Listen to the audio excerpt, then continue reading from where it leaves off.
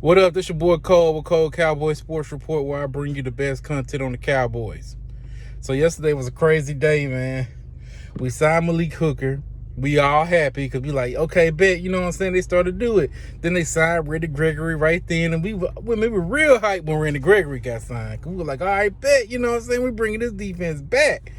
And then I go on lunch because, you know, I'm at work. I'm going on lunch. And they said Randy Gregory to sign with the Broncos. I'm like, what's going on? So, you know, it's crazy. So let me break this down. Everybody, Cowboy Nation has been split because half of Cowboy Nation is, you know what I'm saying Randy Gregory's ungrateful. We did everything, you know, Jerry and them did a lot for him. All that stuff, which is true.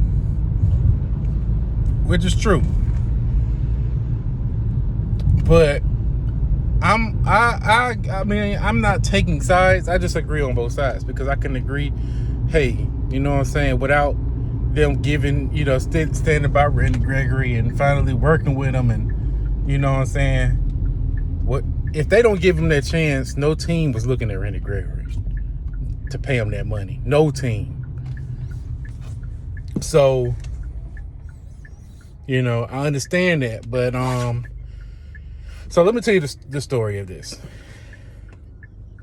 So, you know, when teams do contracts, they have their contract. You know, they work on their contracts the night, you know, the day before. They have it laid out for them in the morning just to sign. They go over it with them and sign. That's what they did. But what messed up was Jerry Jones had the contracts already set. Stephen came in and interfered and brought in the language contracts, basically stating that if he does not, if he gets fined or suspended due to substance abuse, you know, like, you know, marijuana, anything like that, then his money is not guaranteed. Randy Gregory, and the way that it was presented is basically, it was, you know, sent to him like at the last minute, like during the whole thing. So Randy Gregory was, you know, disrespected. And I don't blame him for, you know what I'm saying, hey, you know what, let me just go down to the Broncos because I'm about tired of this crap. I mean, y'all try, you know, I saw what y'all did to Amari Cooper. Now you're trying to do that jump to me? Like, basically, that's where it went down. And before people go back and say, well, you wasn't in the room, how you know it's not happening? I know I wasn't in the room. But guess who was in the player? Guess who was coming out the player's mouth? It's coming out DeMarcus Lawrence. DeMarcus Lawrence appeared on Patrick Peterson's podcast and basically was saying that he had the same issue whenever he was going through his contract situation. Whenever he was going and doing the franchise tag, they franchise tagged him, and how, you know, depressing it was, and, you know, how, you know, he felt like he wasn't 100% committed to the team, and he didn't want to give his all because he was afraid that he'll be too much for them. But then he was like, well, shoot, you know, Stephen was, you know, pity-patting around, basically saying, well, if I pay you this, how am I supposed to pay all these other players like Dak and Jalen and all them? And DeMarcus Lawrence was like, I'm sorry, but that's something you got to figure out, which is true. That's his job.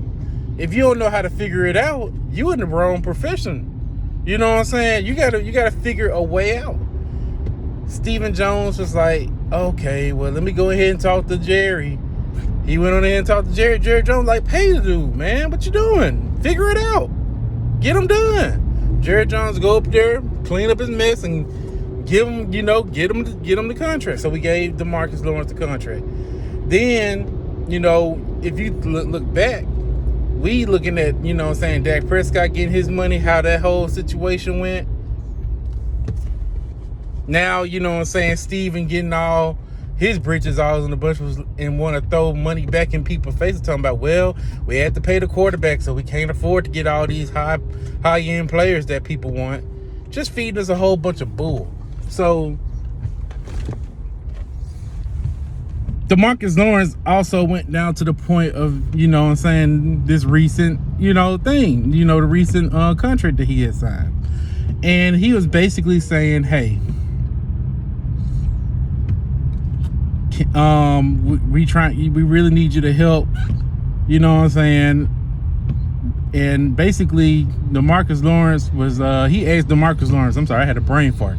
He had DeMarcus Lawrence, I think like a 1 year, $10 million. Like, it was disrespectful. DeMarcus Lawrence, you know, for the pay cut. DeMarcus Lawrence like, nah, man. I mean, like, he was disrespected. Then, you know what I'm saying, he was like, well, I'm gonna have to just go back to Jerry. And I mean, he threw money in his face. He said, we gave you $65 million, so you can't help the team. And he was like, first of all, you didn't give it to me. I earned that money. So I liked how he stood his ground, because this is the stuff that they do. And basically, he was like, okay, well, I'll go back to Jerry and tell him, but I know he's not going to be happy. Man, DeMarcus Lawrence was like, Jerry Jones is like, dude, DeMarcus Lawrence has been loyal to us for 7 years. Give that man his money. Work with him. Just go ahead and free out this space. And that's exactly what we did. You know what I'm saying? They made that space, you know, they worked because DeMarcus Lawrence wanted to help Randy Gregory get his money. You know what I'm saying? So, all in all, we have a problem in Dallas, man. We have a problem in Dallas. And I mean, it's funny for me to say, but we will have to keep Jerry Jones alive as long as possible, because if Stephan is fully in charge, we are in trouble. There are documentations of this man saying that he wouldn't be comfortable taking the risk of, you know what I'm saying, signing certain players if it wasn't for Jerry being around. So basically he's saying that if Jerry Jones was around, we wouldn't be making these risky moves trying to get certain players or pay, you know, players this certain money to keep them around. We wouldn't do it. We'll be cowards. We'll have cap space of $63 million and not doing nothing with it like how the Jaguars were. We wouldn't be making big, you know, signings. We wouldn't do that. We wouldn't have a good team.